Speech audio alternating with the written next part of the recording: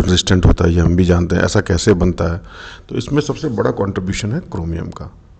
अब उसको समझने के लिए हम जानना चाहते हैं पिलिंग बेडवॉर्थ रेशियो, ये होता क्या है। पिलिंग बेडवॉर्थ रेशियो जैसे हमने पहले डिस्कस किया है, it is the ratio of the volume of the oxide to the volume of the metal. मतलब इसको जैसे एक रेनकोट की तरह समझें कि एक बॉडी पे ऊपर आप रेनकोट डालते हैं, यदि वो पूरे आपको कवर कर लेती है तो आप भीगेंगे नहीं, लेकिन यदि आपकी बॉडी में साइज से थोड़ा भी छोटा है तो वो पार्ट पानी में भीग जाएगा। अब यदि रेनकोट बहुत बड़ा है तो क्या होगा, आप उसमें फंस के गिर जाएंगे और किसी दलदल में वैसे ही फंस जाएंगे। तो आपको प्रोटेक्शन के लिए ज़रूरी है कि रेनकोट आपकी साइज़ का हो। तो पिलिंग बेडवॉर्थ रेशियो कहता है कि जो वॉल्यूम ऑफ ऑक्साइड फॉर्म और जो मेटल है उनका नियरली 1 होना चाहिए ताकि वो प्रॉपरली कवर कर ले। ये हम जैसे एल्यूमिनियम के अलॉयड ड्यूरेलिन में भी देखते हैं। तो ये एक छोटी सी चीज़ है, इसी कॉन्सेप्ट पे हम जो क्रोमियम ऑक्साइड जो बनाता है उसका भी यही चीज़ है। तो अब इसका क्लासिफिकेशन ऑफ स्टील देखते हैं। तो मेनली हमारे पास ऑस्टेनेटिक, मार्टेंसेटिक, फेरेटिक, डुप्लेक्स, जिसमें ऑस्टेनाइट और फेराइट होते हैं। ये जो चीज़ें हैं जैसे ऑस्टेनाइट, फेराइट, ये सब एक सिंगल फेज़ है।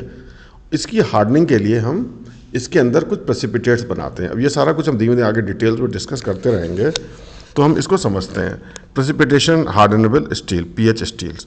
तो ये कुछ 5 तरीके की क्लासिफिकेशन है। मार्टेनसाइट तो यही है कि स्टेनलेस स्टील की सारी प्रॉपर्टीज़ हैं, प्लस उसको कूलिंग से मार्टेनसाइट बना लेते हैं। अब हम इसके आगे देखते हैं कि ये जैसे आयरन कार्बन डायग्राम, बहुत हद तक हमने ऐसा आयरन कार्बन डायग्राम देखा है, ठीक है।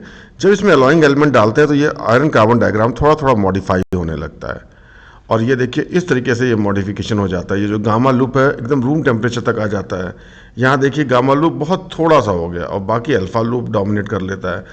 तो मतलब कहने का जो ये ऊपर वाला ए वाला कर्व है, इसमें हम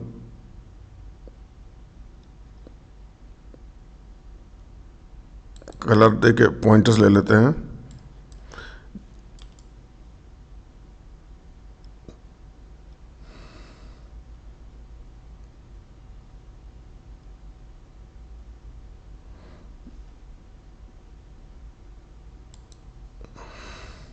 तो इसमें आप देखिएगा ये गामा लूप रूम टेम्परेचर तक आ गई है। और ऐसे ही यहाँ देखिए जो अल्फा पे गामा लूप यहाँ पे रिस्ट्रिक्ट हो गई है इस ग्रुप सी में। तो इसके अंदर सी में ये देखिए गामा लूप रिस्ट्रिक्ट हो गई है और ये अल्फा चारों तरफ फैला हुआ है। तो ये रूम टेम्परेचर मुझे अल्फा देगा। तो यही है ऑस्टेनिटिक स्टेनलेस स्टील या फेरेटिक स्टेनलेस स्टील, ये इस तरीके से ही बनता है। और ये मॉडिफिकेशन आपके अलॉइंग एलिमेंट से। देखिए कुछ अलॉइंग एलिमेंट का एक ब्रीफ इंट्रोडक्शन भी यहाँ पे दिख रहा है कि ये देखिए एल्यूमिनियम में कितना छोटा लूप कर देती है, वेनेडियम, सिलिकॉन, मॉलिब्डेनम। क्रोमियम के केस में गामा लूप बहुत बड़ा होता है। और ऐसे देखिए कार्बन, मैंगनीज जितना ज़्यादा होगा उतना बड़ा गामा लूप होगा। मतलब कहने का है यदि मैं गामा को बढ़ाना चाहता हूँ तो मैंगनीज, निकल, क्रोमियम बढ़ा देना चाहिए। यदि मैं चाहता हूँ अल्फा बढ़ा रहे और गामा बहुत छोटा रहे तो हमारे लिए aluminium, vanadium, silicon.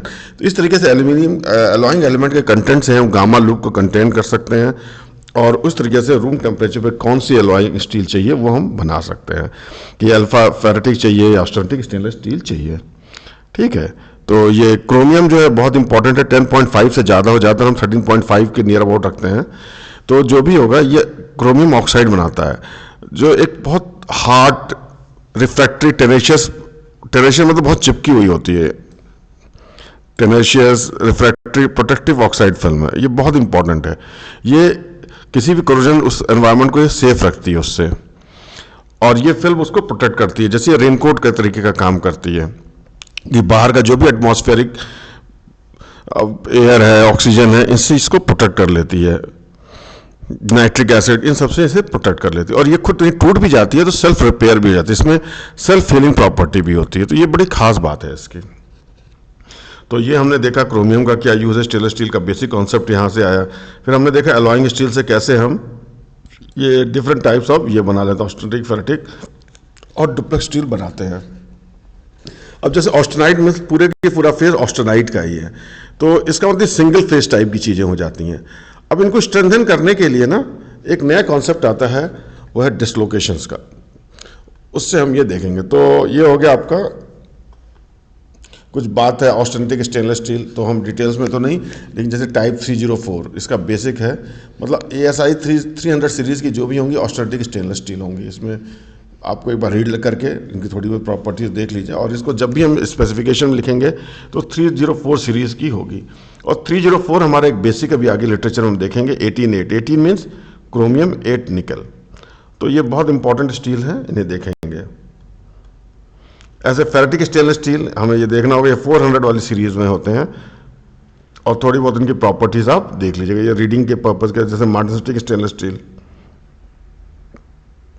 Duplex stainless steel. अब यहां से हम देखते हैं प्रेसिपिटेशन हार्डन स्टील।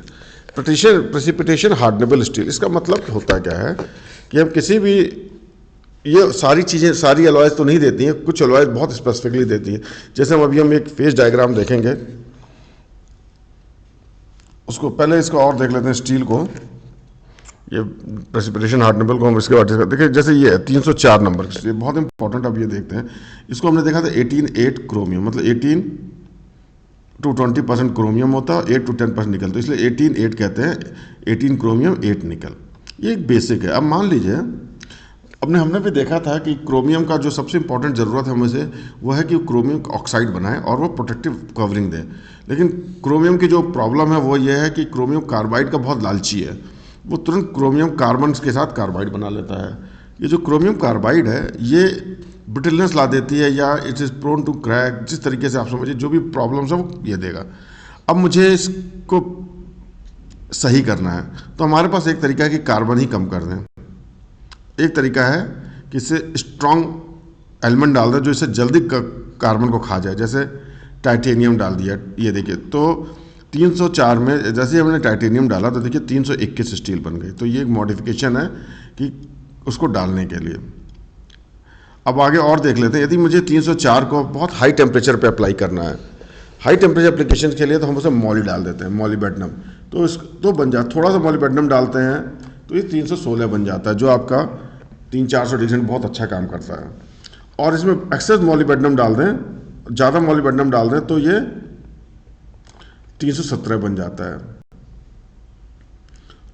और इसके साथ इन सब में अभी हमने कार्बन, अब जैसे इसमें इतना सब कुछ डालने के बाद मॉलीबेडनम ने क्या उसका हाई टेम्परेचर एप्लीकेशन को इम्प्रूव किया, लेकिन अभी क्रोमियम की जो लालच है कार्बाइड की वो अभी भी है।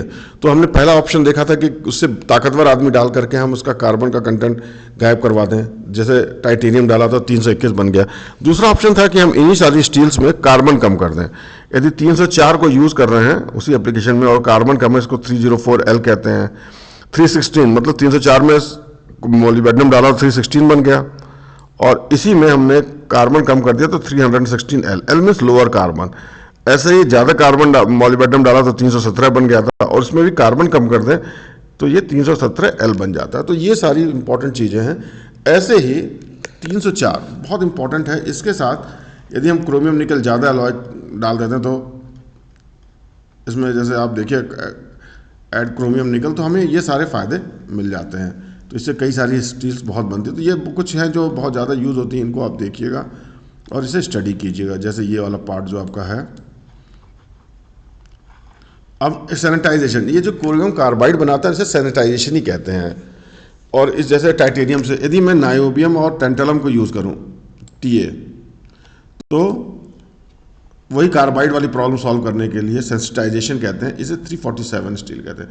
तो आप देखिए 304, 316, 317, फिर 321 और 347, ये 5 स्टील्स हमें ऐसी पता चल गई। फिर 304L, 316L, 317L, जो कि सारी हमने 304 से बनाई हैं। तो इसको थोड़ा आप याद रखिएगा। ये कुछ कंपाउंड के कंपोजिशन है, ये आपके एक फीलिंग के लिए है कि आप देखिए इसमें क्या कितना क्रोमियम है, कितना निकल है। और ये एक मोटा इनकी प्रॉपर्टीज़ हैं। कुछ हम और कंपैरिजन दिखा लेते हैं कि thermal conductivity, thermal expansion of alloy and stainless steel. अब देखिए कंपैरेटिवली एल्युमिनियम के कार्बन स्टील देखिए इनका बहुत कम होता है। ये फेरेटिक मार्टिनस्टिक स्टेनलेस स्टील का जो थर्मल कंडक्टिविटी है वो काफ़ी कम है। ऐसे थर्मल एक्सपेंशन देखिए तो ठीक ठाक है, देखिए 10% के लगभग है। और ये एल्युमिनियम का है 25, बहुत कम भी नहीं है, ठीक ठाक है। तो इस तरह के थर्मल एक्सपेंशन ज़्यादा है। तो इन सब चीज़ों को फैब्रिकेशन में ध्यान रखना होता है। Comparison of electrical resistivity. अब आते हैं प्रेसिपिटेशन हार्डनिंग में। प्रेसिपिटेशन हार्डनिंग में हमने ये देखा था, ये खासकर हम एल्यूमिनियम समझेंगे, ये वाला पार्ट जो कर्व का है ये बहुत इंपॉर्टेंट है। मतलब सॉल्युबिलिटी जो है टेम्परेचर के साथ किसी एलिमेंट की बढ़ती है। देखिए आप देखिए, ये देखिए ये सॉल्युबिलिटी ये बढ़ती जा रही है, जैसे ये कर्व बढ़ रहा है टेम्परेचर बढ़ती जा रही है। और ये यूटेक्टिक बनाने के बाद देखिए ये थीटा है, इधर हमारा एल्यूमिनियम कुछ वो है, तो एल्यूमिनियम प्लस थीटा ये बनेगा। अब क्या होता है जब हम हाई टेम्परेचर पर ले जाते हैं, यहाँ पे कुछ देर के लिए हम सोकिंग कर देते हैं, जो पॉइंट हम ए दिखा रहे हैं यहाँ पे थोड़ी, तो इसमें क्या होगा जो कॉपर है वो धीमे धीमे प्रेसिपिटेट बनाने लगेगा, अपना एक अलग से कंपाउंड बनाएगा। जैसे इसमें दिख रहा है कि हमने 4% कॉपर को यूज़ किया, ये सॉल्यूशन को 4% को, और ये देखिए ये रुका। इसने दो चीज़ें बनाई, एक इस टेम्परेचर पे एक 52% का थीटा फेज बनाया, जो थीटा फेज है जैसे 52% है, एक ये बनाया और एक अल्फा फेज बनाया जो FCC है 0.5% का यहाँ पे। अब क्या है मेरे पास ऑप्शन है, इसे धीमे धीमे ठंडा करेंगे, फिर ये अल्फा अपने आप टूट करके एल्यूमिनियम और CuAl2 में कन्वर्ट हो जाएगा। मतलब ये जो फेज है 52% ये फिर अपने आप टूट करके उसी तरीके से होमोजेनाइज हो जाएगी। लेकिन यदि यहाँ से मैं क्वेंच कर दूँ, जैसे अल्फा प्लस थीटा दिख रहा है, theta is non equilibrium phase, यदि मैं इसको क्वेंच कर दूँ तो ये जो थीटा ये अपने में से कॉपर निकाल नहीं पाएगा और ये एक हार्ड फेज बन के रूम टेम्परेचर पे मिल जाएगा। तो ये जो हार्ड फेज है यही हमारा प्रेसिपिटेट है जो हमें स्ट्रेंथिंग में काम आएगा। अब स्ट्रेंथिंग को समझते हैं डिसलोकेशन के कॉन्सेप्ट से। डिसलोकेशन को आप ऐसे समझिए कि एक रस्सी को ले करके आपको दौड़ना है, तो जंगल में, इस जंगल में छोटी छोटी बहुत सारी झंखाड़ियाँ हैं, तो आपकी रस्सी फंसती रहेगी और जितने ज़्यादा रस्सियाँ फंसेंगी उतना मुश्किल होगा आपको दौड़ने में।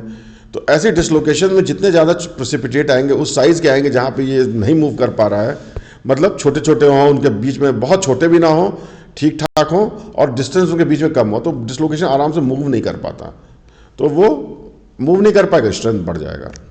ठीक है, यही चीज़ है इसमें। अब जैसे धीमे धीमे तो ये प्रेसिपिटेट का एक साइज है जिसमें वो कोहेरेंट है या इनकोहेरेंट है, वो डिसाइड करते हैं। कुछ टर्म्स है लेकिन आपको इतना समझ, आप उस रस्सी के हिसाब से समझिएगा, और प्रेसिपिटेट का साइज, तो वो मूव कर पाता है कि नहीं कर पाता है। तो उस डिसलोकेशन कॉन्सेप्ट से हम इसको एक्सप्लेन करते हैं। तो हमने ये देखा, सबसे पहले हम ये 4% के कॉपर को ले गए एक हाई टेम्परेचर पे, वहाँ पे काफ़ी देर रोका ताकि वहाँ पे ये एक थीटा करके नया फेज बन गया CuAl2 का, जिसमें 52% कॉपर होता है। यदि मैं इसको रूम टेम्परेचर फिर लाता तो फिर ये अपने आप डिजॉल्व हो धीमे धीमे कूलिंग में, क्योंकि डिफ्यूजन लो। लेकिन यदि क्वेंचिंग कर दूँ तो ये नहीं हो पाता, और थीटा रूम टेम्परेचर पर ही अवेलेबल रह जाता है।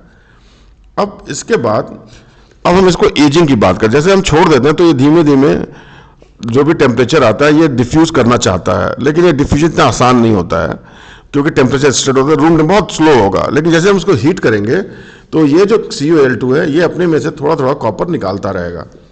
तो इस तरीके से ये प्रेसिपिटेट, जैसे सुपर सैचुरेटेड सॉल्यूशन था, अब प्रेसिपिटेट थोड़े बनने लगेंगे। इसके बाद ये प्रेसिपिटेट जो है साइज छोटा होता रहेगा और फिर ये कहीं कहीं जा करके बड़े मोटे मोटे प्रेसिपिटेट बनाएंगे।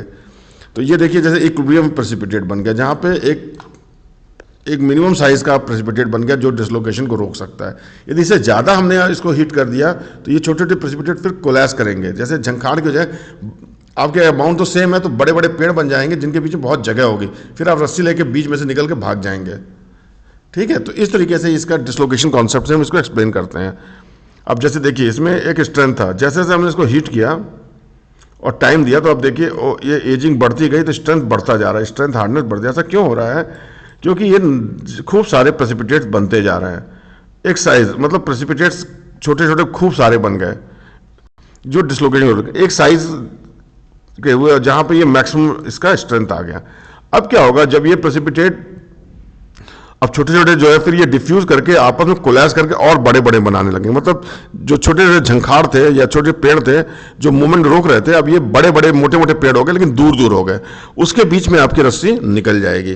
तो इस तरीके से जैसे ये देखिए छोटे बहुत सारे हो गए, अब ये तो बड़े बड़े मोटे मोटे दूर दूर हो गए, तो इसमें डिसलोकेशन आराम से मूव करे तो इसकी स्ट्रेंथ कम होने लगती है।